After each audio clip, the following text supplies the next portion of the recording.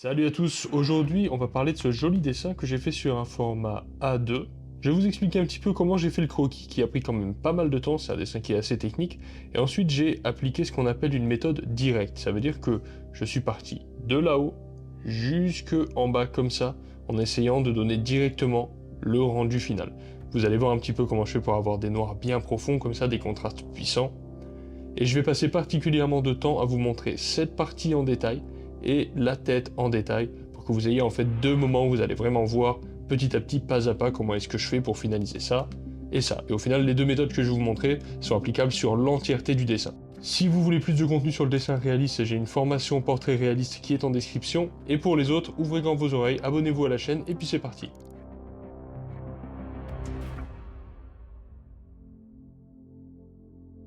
Alors c'est parti, le premier truc à faire quand on fait ce type de dessin, ça va être de dessiner avec énormément de légèreté. Si vous voulez faire une mise au carreau ou utiliser un projecteur, vous pouvez, bien évidemment, mais ça vous apprendra jamais à dessiner. Donc moi je vous préconise plutôt de vous entraîner avec des objets plus simples, et petit à petit, à force de pratique, vous réussirez à faire en fait des dessins complexes comme ça.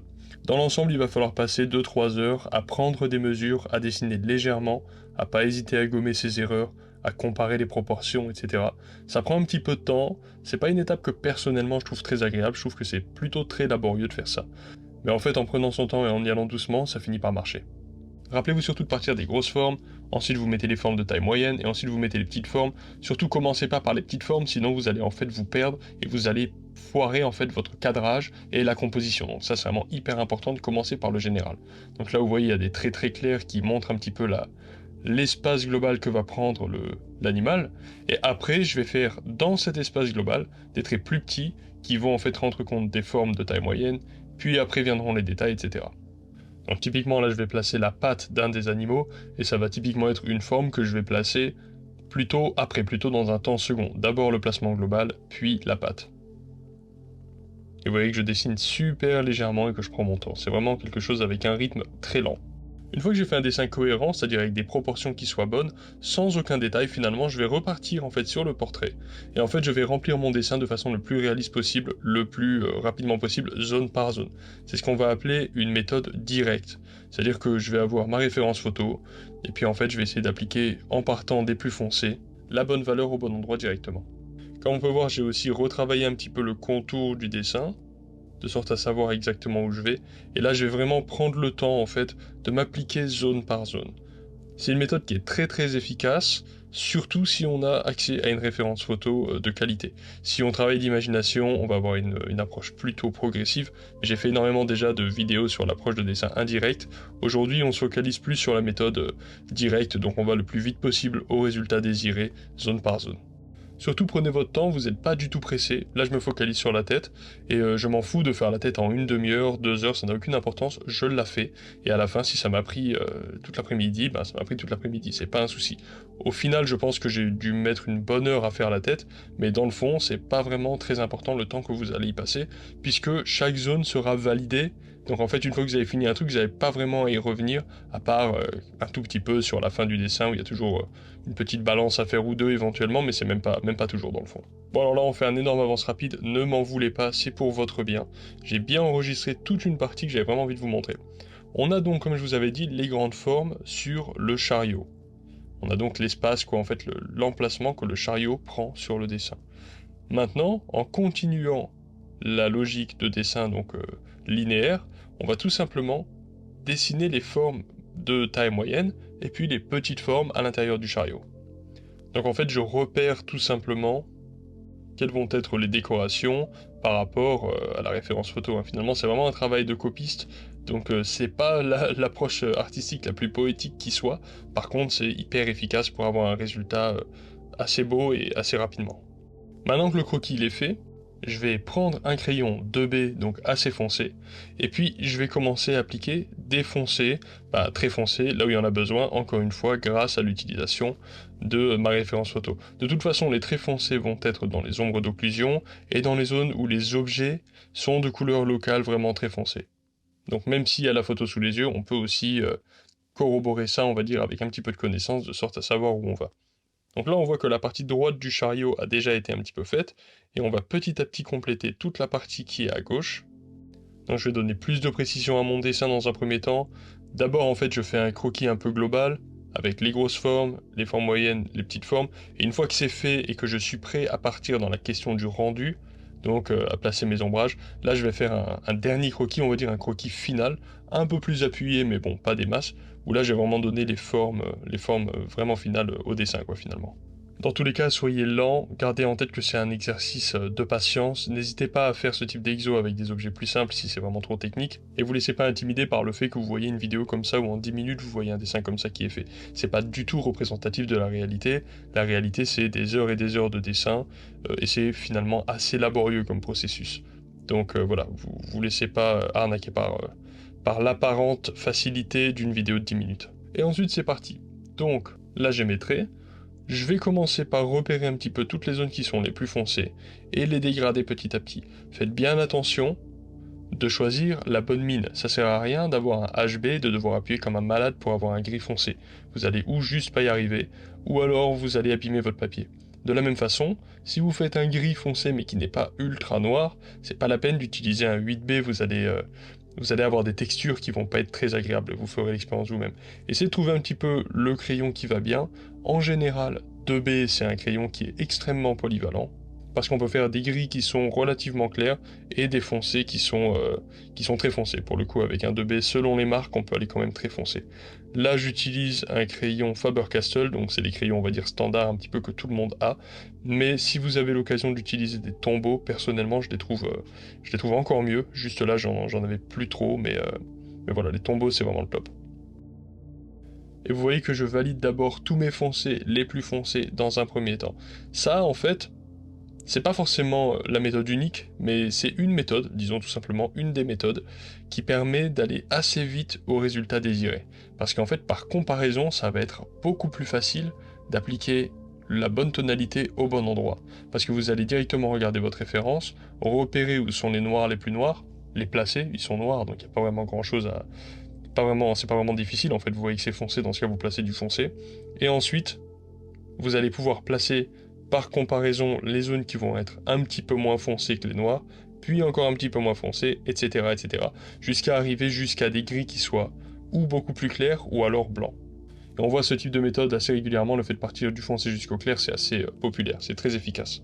Alors pour finaliser les valeurs les plus foncées, je vais dessiner qu'un crayon Tombow 4B, il me semble que c'est un 4B, j'en suis pas sûr, mais voilà, en tout cas les Tombow ils sont vraiment très très bien parce qu'ils fournissent en fait un noir très très mat, et ils sont pas très brillants, donc on a un petit peu l'impression que c'est du charbon en fait. C'est pas du charbon, hein, c'est juste des crayons en graphite, mais ils ont un petit aspect charbon qui est vraiment très très bien. Je sais pas comment ils font, mais ils ont une recette de mine qui est vraiment excellente je trouve. De temps en temps, comme par exemple là, je fais la queue de l'animal enfoncé avant de finir la partie du chat, et vous pourriez vous demander pourquoi est-ce que je fais ça. C'est une belle question, mais en fait la réponse elle a déjà été donnée. Dans le fond, c'est tout simplement pour respecter l'ordre qui va me permettre de dessiner plus rapidement, plus facilement. Tout simplement, je vois ce qui est plus foncé, je le fais d'abord. C'est tout en fait. C'est juste ça, le pourquoi. En fait, des fois, je laisse une zone complètement blanche pour aller faire quelque chose de très noir quelque part. C'est juste pour m'aider à y voir plus clair de cette façon-là. Alors là, on va faire un gros aplat de gris assez foncé. Et pour ce faire, je vais vraiment vous encourager à faire des grandes hachures croisées qui vont être vraiment superposées de sorte à avoir le plus de densité possible. Donc c'est juste des traits droits en fait, mais en quantité tellement grande qu'on a l'impression que ça finit par faire un gris homogène en fait, tout simplement. Et là, faut pas hésiter à prendre le temps de monter les valeurs progressivement grâce à des grandes hachures. Essayez de pas colorier avec des petits ronds ou ce genre de trucs, ça risque de faire des traces qui seront pas forcément très agréables. Rappelez-vous de pas abîmer le papier, faites des grandes hachures et prenez le temps qu'il faut, hein, voilà, comme je viens de le dire en fait, pour avoir un résultat qui soit satisfaisant. Donc là c'est pareil, pour un aplat de gris comme ça peut facilement prendre 30 ou 40 minutes. Si vous dessinez pas trop, ça pourra peut-être prendre 2 heures, allez savoir, mais ça n'a aucune importance parce que la seule chose qui compte c'est le rendu finalement. Alors maintenant, du coup, je vais m'attaquer à toute cette partie blanche que j'avais pas fait. Et donc on va tout simplement commencer à griser pas mal, hein, parce que là je l'avais laissé blanc, mais en fait c'est loin, loin, loin, loin d'être blanc. Par contre c'est beaucoup plus clair que les zones de noir qui sont autour. Faire des valeurs comme ça, en fait, c'est vraiment développer une capacité de d'observation. C'est-à-dire que vous avez une référence sous les yeux, que ce soit une nature morte sur le vif ou alors une image, et vous allez devoir développer une capacité en fait de comparaison de valeurs en partant des plus foncés parce que c'est plus simple comme je l'ai déjà expliqué, et petit à petit en allant jusqu'au plus clair. Donc au début c'est un peu bizarre parce qu'on a l'impression que notre dessin en fait, quand on met trop de foncé partout on a l'impression que ça va dans la mauvaise direction. En fait c'est normal et petit à petit, en allant de plus en plus vers le clair, même si les zones claires sont en fait assez foncées, hein, on est quand même sur un dessin là qui est très foncé de façon générale, ça va quand même donner ces informations de volume et ça va quand même lire comme étant un volume en 3D. Et souvent en fait il va y avoir quelques erreurs de débutants qui sont assez récurrentes, où vous n'allez pas réussir à mettre suffisamment de foncé, et donc en fait le dessin va être plat parce qu'il sera traité avec les mêmes proportions de clair et de foncé sur les zones de lumière, sur les zones d'ombre, etc. Donc ça c'est un vrai souci. Ou alors vous allez parfois avoir un problème de capacité de lecture de l'image que vous avez sous les yeux, et vous n'allez pas oser en fait mettre des aplats de gris, des aplats de blanc, ce genre de choses, et du coup ça va manquer de cet aspect tridimensionnel, parce que vous n'aurez pas réussi à réinterpréter sur votre papier les informations que vous arrivez à voir dans la vie réelle en fait. Donc des fois, si vous voyez qu'une zone est entièrement grise, c'est-à-dire qu'il n'y a absolument aucune partie blanche dessus, eh bien en fait vous devez travailler un petit peu à l'encontre de votre intuition ou de vos réflexes et ne pas hésiter à badigeonner une zone entière avec un gris, même si c'est très foncé. Il faut à tout prix se libérer en fait de cette appréhension de mettre beaucoup de matière ou beaucoup de gris sur une feuille parce que c'est ça qui va créer l'effet de 3D en fait. Et vous voyez là toute cette partie qui était blanche à la base, je suis en train petit à petit, je prends mon temps, hein, je le fais pas d'un coup, mais petit à petit je suis en train de quasiment tout griser, et de griser de façon assez foncée. Et paradoxalement, ça rajoute encore plus de volume. Sur la fin, pour finaliser un petit peu, la petite gomme mie-de-pain qui fait toujours plaisir, de sorte à en fait refaire ressortir quelques lumières, quelques détails, ce genre de choses, sur lesquels ensuite je pourrais venir de nouveau rajouter du gris si j'en ai envie. Quoi qu'il en soit, la gomme mie-de-pain c'est un outil vraiment indispensable, j'encourage tout le monde à en avoir une et à savoir s'en servir. Allez, on fait de nouveau une petite avance rapide sur la tête de notre ami le chat. Donc vous voyez qu'avant de mettre mes gris, j'ai de nouveau refait un petit peu le dessin de façon quand même pas mal plus précise. Et maintenant, je vais commencer à appliquer mes noirs en prenant compte des formes abstraites que j'arrive à repérer en observant la référence. C'est toujours le même principe hein, de toute façon en fait. Pour la différence qu'il va y avoir entre l'ombre et la lumière, il y a une délimitation qui est assez nette sur le visage, donc je vais quand même la redessiner un petit peu, histoire de savoir avec plus de précision où est-ce que je vais aller. Et le tout quand on fait ce type de dessin, c'est de vraiment avoir conscience que ça va prendre un moment. Là, sur une tête qui fait 2 cm sur 2 cm, je sais pas combien de temps j'ai mis, mais ça m'a presque pris probablement 1 heure, voire peut-être un petit peu plus pour finir la tête de la statue. Et si vous êtes un dessin plus débutant, ben voilà, ça va peut-être vous prendre 3 heures, 4 heures, ce genre de choses. C'est pas grave, allez-y progressivement au besoin, essayez de repérer vos zones de foncé, et en fait, essayez de valider la zone. L'avantage qu'il y a avec cette méthode directe, c'est que en fait, vu que vous validez une zone après l'autre, vous faites tout simplement de votre mieux, ça vous montre un petit peu votre niveau actuel maximum, entre guillemets, et petit à petit, au fur et à mesure de votre expérience, vous allez faire des dessins de plus en plus jolis, éventuellement de plus en plus vite, bien que ce soit pas forcément ce qui est important. Et moi là c'est pareil, hein, je prends vraiment mon temps, je sais qu'il y a des zones qui vont être beaucoup plus foncées que ça, mais par crainte ou pour éviter d'aller trop vite dans les valeurs, etc., je vais quand même avoir une attitude un petit peu de progressivité, de sorte à pas faire de bêtises et de valider une zone après l'autre, quoi, tout simplement. Donc même dans l'approche directe, ça veut dire on finit une zone avant de passer à l'autre, je vais quand même avoir un sens de la progressivité, parce que là la tête, ben, je vais quand même doucement en fait pour la faire.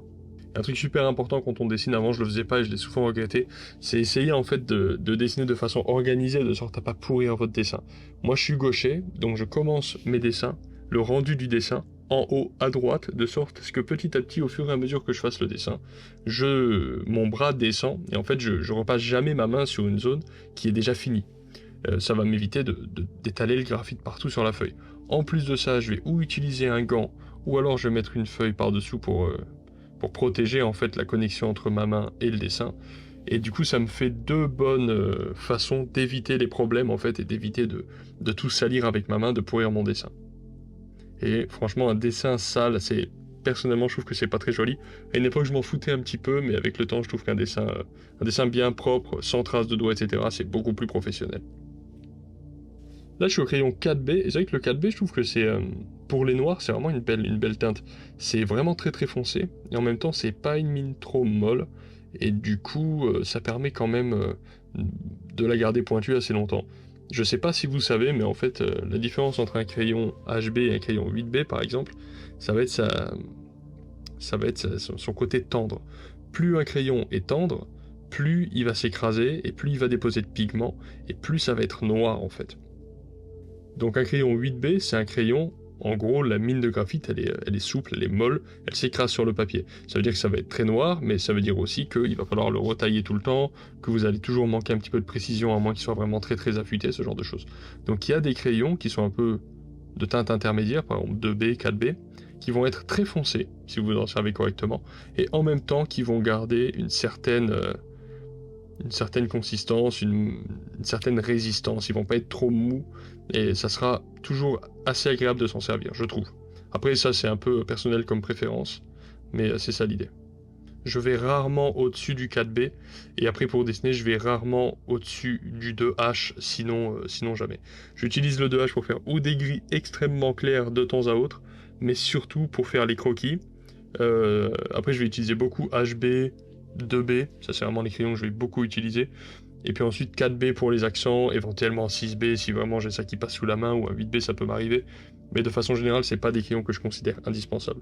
Surtout si vous allez chez les tombeaux, dans la gamme tombeau, même un HB bien utilisé peut vraiment vous apporter des foncés extrêmement denses. Donc ça, après vous verrez, en fait les marques de crayons sont différentes. L'autre fois j'ai essayé... comment ça s'appelle cette marque là? Les crayons Staedtler, qui est pourtant de façon générale une marque que j'aime beaucoup. Staedtler, c'est vraiment une marque que j'aime beaucoup. Et là, j'ai essayé des crayons en papier chez eux, j'ai pas du tout aimé. J'ai acheté du 2B, du 4B, et j'ai pas du tout réussi à avoir des sombres qui soient vraiment très denses. J'ai trouvé que le graphite était extrêmement brillant, c'était pas très très agréable, et c'était vraiment du gris, on va dire. C'était vraiment des crayons gris. Alors que les crayons Tombow, on a plus l'impression que c'est vraiment des crayons noirs.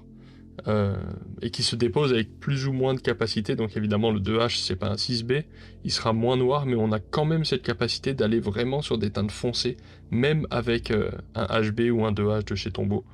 Et ça c'est quelque chose que je trouve vraiment très très bien pour donner beaucoup de force à un dessin, parce que souvent le graphite ça peut avoir tendance à manquer un petit peu de profondeur, de puissance, etc.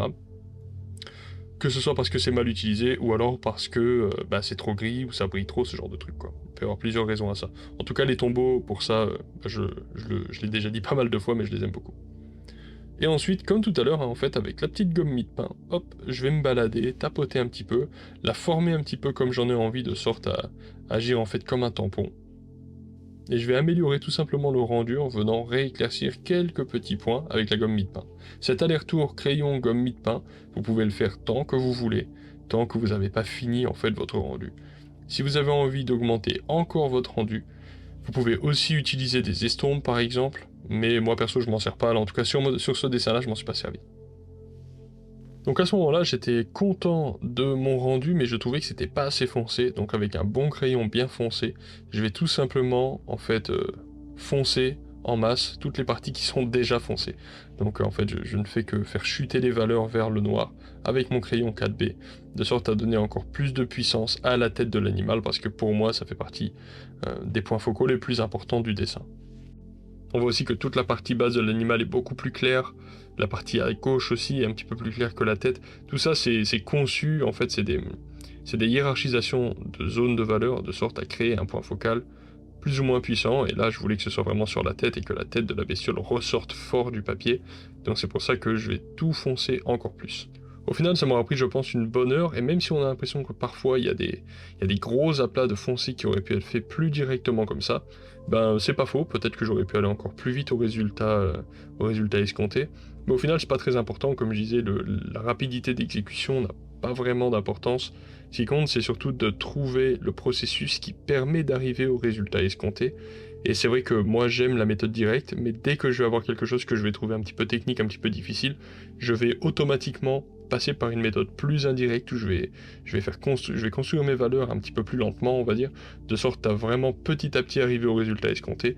Et dès qu'on passe à une méthode plus indirecte, ça devient plus facile, à mon sens, d'arriver là où on veut. Donc voilà. Au final, même sur un dessin qui est fait avec une méthode directe comme celui-ci, donc zone par zone, on va retrouver quand même des aspects de la méthode indirecte. On va quand même construire nos valeurs petit à petit dans une certaine mesure, toujours en essayant d'arriver le plus vite possible au résultat escompté, mais en même temps en utilisant un petit peu les forces qu'on peut déjà avoir dans sa besace à force. Et moi je sais qu'une de mes forces, c'est le dessin indirect, que je maîtrise mieux que le dessin direct, donc dès que je vais avoir une difficulté en dessin direct, paf, je vais retourner un petit peu, utiliser les armes avec lesquelles je suis à l'aise, et avancer progressivement comme ça, ce qui me fait progresser, et la prochaine fois je serai d'autant plus direct dans mon approche. Voilà les amis, j'espère que ça vous aura plu, que vous aurez appris pas mal de petites choses. N'hésitez pas à mettre en commentaire des suggestions pour les prochaines vidéos. J'ai fait mine de rien 250 vidéos pour le moment sur YouTube, du coup parfois je panne un petit peu en idées, donc n'hésitez pas à me dire un petit peu ce que vous avez envie de voir. Allez, à la prochaine, bye.